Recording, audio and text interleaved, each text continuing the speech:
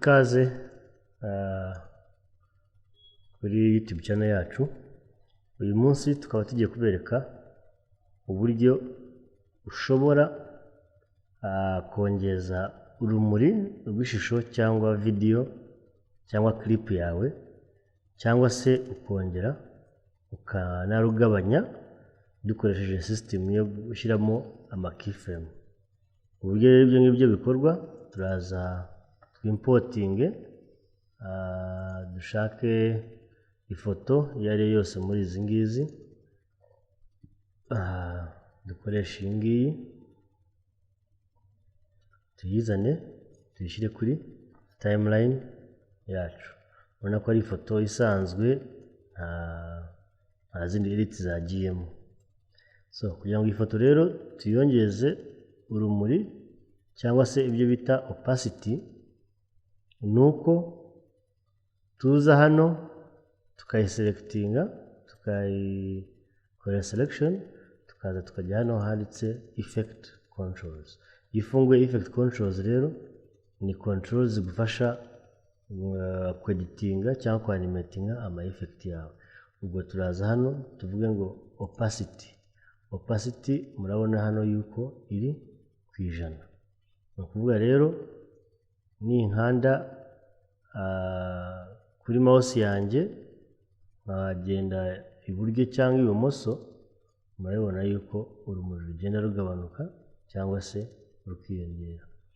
Ubwo rero kugira ngo tubikore nuko tuza hano tukavuga iyi keyframe yacu turashaka ngo duhere kuri 0 mu masegonda 0, dukande kuri toggle animation, hanyuma keyframe ya mbere ihita ijyaho.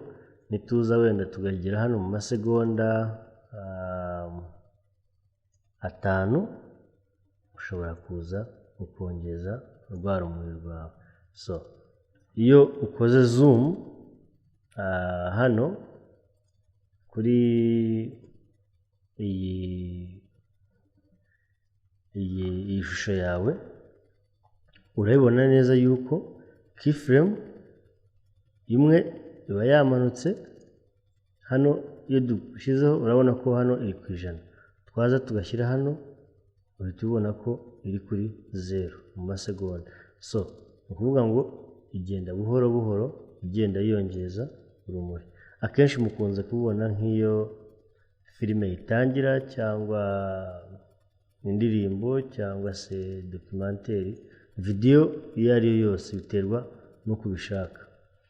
Ariko hakaba hari n'uburyo bubiri bwo wabikora. Ubundi buryo ushobora gukoramo iyi opacity ni ukuvuga ngo dukuweho izi keyframe zacu twashyizeho, murabona ko uyu murongo uri hagati w'umuhondo uringaniye. Ni ukuvuga ngo uyu murongo uri ku 100. Kugira ngo rero twongere tubikore tudakoresheje opacity, nubwo dushobora kuza hano tukajya kuri pen tool, ukaza ugasetinga keyframe ya mbere hano, ukamanuka ukaza ukajya hano aho iyi shusho isa nkaho irangiriye, ukazamura. Ni ukuvuga ngo nanone dukanda kuri play, ya shusho igomba kugenda yongeza urumuri. Murakoze.